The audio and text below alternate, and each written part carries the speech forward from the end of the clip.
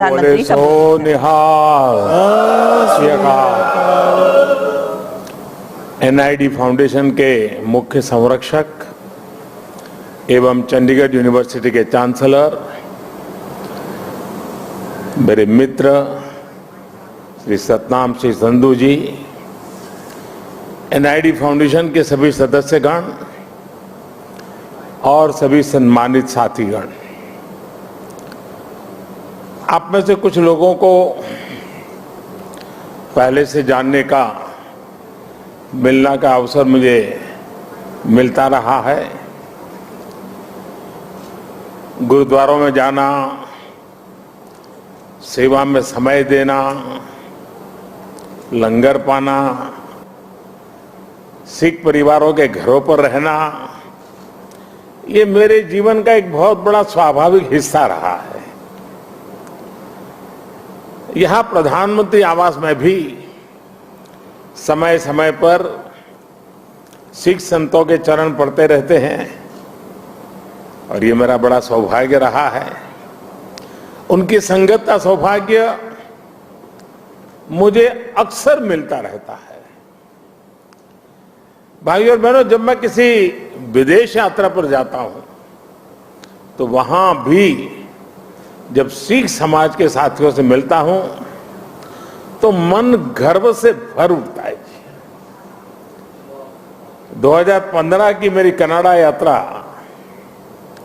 आप में से कई लोगों को याद होगा और दल्ला जी तो मैं मुख्यमंत्री नहीं था तब से जानता हूं। ये कनाडा के लिए 4 दशकों में किसी भारतीय प्रधानमंत्री की पहली स्टैंड एलोन बायलैटरल विजिट थी और मैं केवल ओटावा और टोरंटो ही नहीं गया था। मुझे याद है तब मैंने कहा था कि मैं वैंकूवर जाऊंगा और मैं वहां जाना चाहता हूं। मैं वहां गया, गुरुद्वारा खालसा दीवान में मुझे माथा टेकने का सौभाग्य मिला। संगत के सदस्यों से बहुत अच्छी बातें हुई। इसी तरह 2016 में जब मैं ईरान गया तो वहां भी तेहरान में भाई गंगा सिंह सभा गुरुद्वारा जाने का मुझे सौभाग्य मिला। मेरे जीवन का एक और अविस्मरणीय क्षण फ्रांस में 9 अप्रैल इंडियन मेमोरियल की मेरी यात्रा भी है। ये मेमोरियल विश्व युद्ध के समय भारतीय सैनिकों के बलिदान के लिए उन्हें श्रद्धांजलि देता है और इनमें भी एक बड़ी संख्या हमारे सिख भाइयों की थी। यह अनुभव इस बात का उदाहरण है कि कैसे हमारे सिख समाज ने भारत और दूसरे देशों के रिश्तों की एक मजबूत कड़ी बनने का काम किया है। मेरा सौभाग्य है कि आज मुझे इस कड़ी को और मजबूत करने का अवसर मिला है और मैं इसके लिए हर संभव प्रयास भी करता रहता हूं। साथियों, हमारे गुरुओं ने हमें साहस और सेवा की सीख दी है। दुनिया के अलग अलग हिस्सों में बिना किसी संसाधन के हमारे भारत के लोग गए और अपने श्रम से सफलता के मुकाम हासिल किए। यही स्पिरिट आज नए भारत की स्पिरिट बन गई है। नया भारत नए आयामों को छू रहा है, पूरी दुनिया पर अपनी छाप छोड़ रहा है। कोरोना महामारी का एक कालखंड इसका सबसे बड़ा उदाहरण है। महामारी की शुरुआत में पुरानी सोच वाले लोग भारत को लेकर चिंताएं जाहिर कर रहे थे। हर कोई कुछ न कुछ कहता रहता था, लेकिन अब लोग भारत का उदाहरण देकर के दुनिया को बताते हैं कि देखिए भारत ने ऐसा किया है। पहले क्या कहा जा रहा था कि भारत की इतनी बड़ी आबादी, भारत को कहां से वैक्सीन मिलेगी, कैसे लोगों का जीवन बचेगा। लेकिन आज भारत वैक्सीन का सबसे बड़ा सुरक्षा कवच तैयार करने वाला देश बनकर के आज उभरा है। श्री अकाल करोड़ों वैक्सीन डोज हमारे देश में लगाई चुकी है। आपको भी सुनकर गर्व होगा कि इसमें भी 99% वैक्सीनेशन हमारी अपनी मेड इन इंडिया वैक्सीनेशन से हुआ है। इसी कालखंड में हम दुनिया के सबसे बड़े स्टार्टअप इकोसिस्टम में से एक बनकर के उभरे हैं। हमारे यूनिकॉर्न्स की संख्या लगातार बढ़ रही है। भारत का ये बढ़ता हुआ कद, ये बढ़ती हुई साख, इससे सबसे ज्यादा किसी का सर ऊंचा होता है तो वो हमारे डायस्पोरा का है। क्योंकि जब देश का सम्मान बढ़ता है तो लाखों करोड़ों भारतीय मूल के लोगों का भी उतना ही सम्मान बढ़ जाता है। उनके प्रति दुनिया का नजरिया बदल जाता है। इस सम्मान के साथ नए अवसर भी आते हैं, नई भागीदारियां भी आती हैं और सुरक्षा की भावना भी मजबूत होती है। हमारे भारतीय डायस्पोरा को तो मैं हमेशा भारत का राष्ट्रदूत मानता रहा हूं। सरकार जो भेजती है वो तो राजदूत है, लेकिन आप जो है राष्ट्रदूत है। आप सभी भारत से बाहर मां भारती की बुलंद आवाज है, बुलंद पहचान है। भारत की प्रगति देखकर आपका भी सीना चौड़ा होता है, आपका भी सिर गर्व से ऊंचा होता है।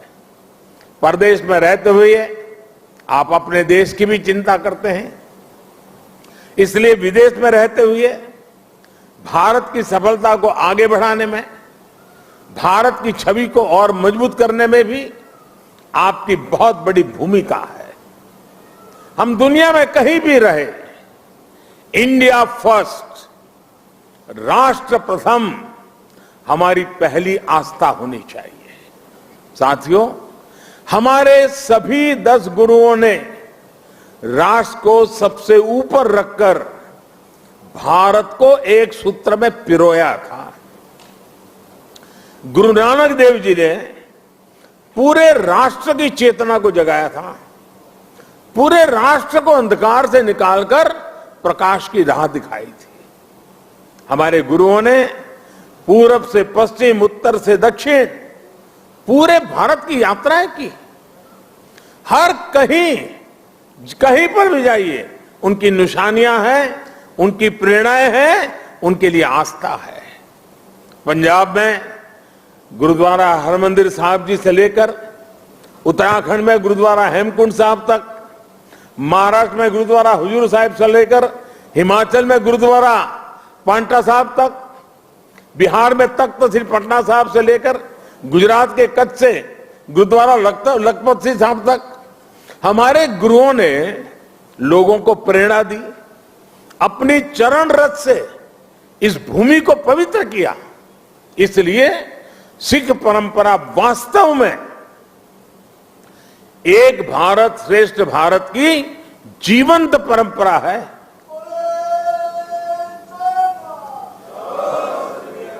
भाई और बहनों, आजादी की लड़ाई में और आजादी के बाद भी सिख समाज का देश के लिए जो योगदान है, उसके लिए पूरा भारत कृतज्ञता अनुभव करता है।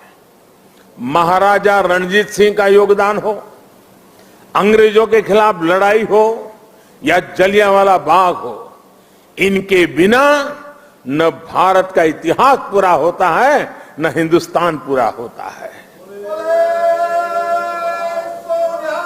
आज भी सीमा पर खड़े सिख सैनिकों के शौर्य से लेकर देश की अर्थव्यवस्था में सिख समाज की भागीदारी और सिख एनआरआई के योगदान तक, सिख समाज देश के साहस, देश का सामर्थ्य और देश के श्रम का पर्याय बना हुआ है। साथियों, आजादी का अमृत महोत्सव हमारे स्वतंत्रता संग्राम के साथ साथ हमारी संस्कृति और विरासत को सेलिब्रेट करने का भी अवसर है, क्योंकि आजादी के लिए भारत का संघर्ष केवल एक सीमित कालखंड की घटना नहीं है। इसके पीछे हजारों साल की चेतना और आदर्श जुड़ी थी।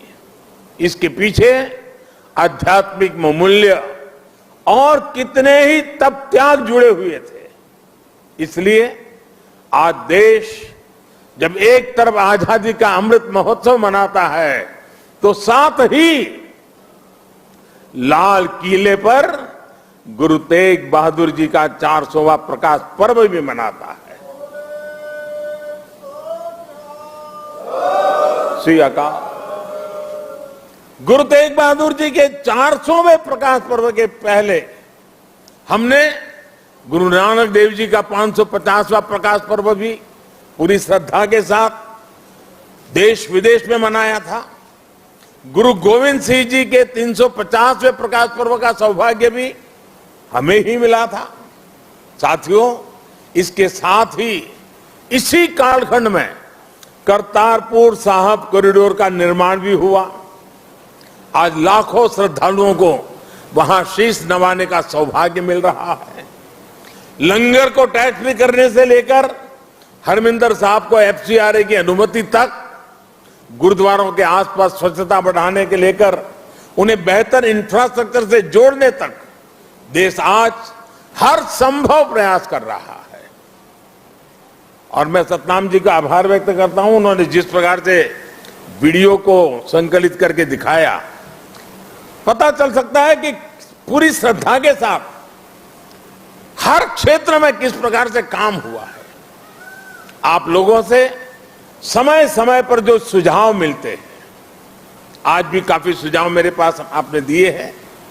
मेरा प्रयास रहता है कि उनके आधार पर देश सेवा के रास्ते पर आगे बढ़ता रहे। साथियों, हमारे गुरुओं के जीवन की जो सबसे बड़ी प्रेरणा है, वो है हमारे कर्तव्यों का बोध। आजादी के अमृत काल में देश भी आज कर्तव्यों को प्राथमिकता देने की बात कर रहा है। सबका साथ, सबका विकास, सबका विश्वास और सबका प्रयास, यही मंत्र हम सबको भारत के उज्जवल भविष्य को सुनिश्चित करता है। एक कर्तव्य केवल हमारे वर्तमान के लिए नहीं है, ये हमारे और हमारे देश के भविष्य के लिए भी है। ये हमारी आने वाली पीढ़ियों के लिए भी है। उदाहरण के तौर पर आज पर्यावरण देश और दुनिया के सामने एक बड़ा संकट है। इसका समाधान भारत की संस्कृति और संस्कारों में है। सिख समाज इसका जीता जागता उदाहरण है। सिख समाज में हम जितनी चिंता पिंड की करते हैं, उतनी ही पर्यावरण और प्लेनेट की भी करते हैं। प्रदूषण के खिलाफ प्रयास हो, कुपोषण से लड़ाई हो, या अपने सांस्कृतिक मूल्यों की रक्षा हो, आप सभी इसी तरह के हर प्रयास से जुड़े नजर आते हैं। इसी श्रृंखला में मेरा आपसे एक आग्रह भी और है। आप जानते हैं कि अमृत महोत्सव में देश ने के सभी जिलों में, यानी हर जिले में 75 अमृत सरोवर का संकल्प लिया है। आप भी अपने पिंडों में अमृत सरोवरों के निर्माण का अभियान चला सकते हैं। साथियों, हमारे गुरुओं ने हमें आत्मसम्मान और मानव जीवन के गौरव का जो पाठ पढ़ाया, उसका भी प्रभाव हमें हर सिख के जीवन में दिखता है। आजादी के अमृत काल में यही देश का भी संकल्प है। हमें आत्मनिर्भर बनना है। गरीब से गरीब व्यक्ति का जीवन बेहतर करना है। इन सब प्रयासों में आप सभी की सक्रिय भागीदारी होना और आप सबका सक्रिय योगदान होना बहुत अनिवार्य और आवश्यक है। मुझे पूरा भरोसा है गुरुओं के आशीर्वाद से हम सफल होंगे, जल्द एक नए भारत के लक्ष्य तक पहुंचेंगे। इसी संकल्प के साथ आप सभी को मैं बहुत बहुत धन्यवाद देता हूं। आपका यहां आना वो मेरे लिए संगत से भी बहुत ज्यादा है और इसलिए आपकी ये कृपा बनी रहे। और मैं हमेशा कहता हूं ये प्रधानमंत्री निवास स्थान ये मोदी का घर नहीं है, ये आपका अधिकार क्षेत्र है, ये आपका है। इसी भाव से, इसी अपनेपन से हमेशा हमेशा हम मिलकर के मां भारती के लिए, हमारे देश के गरीबों के लिए, हमारे देश के हर समाज के उत्थान के लिए हम अपना कार्य करते रहें। गुरुओं के हम आशीर्वाद हम पर बने रहें। इसी एक भावना के साथ मैं फिर एक बार आप सबका बहुत बहुत धन्यवाद करता हूं। वाहे गुरु का खालसा, वाहे गुरु की फतेह। बहुत धन्यवाद।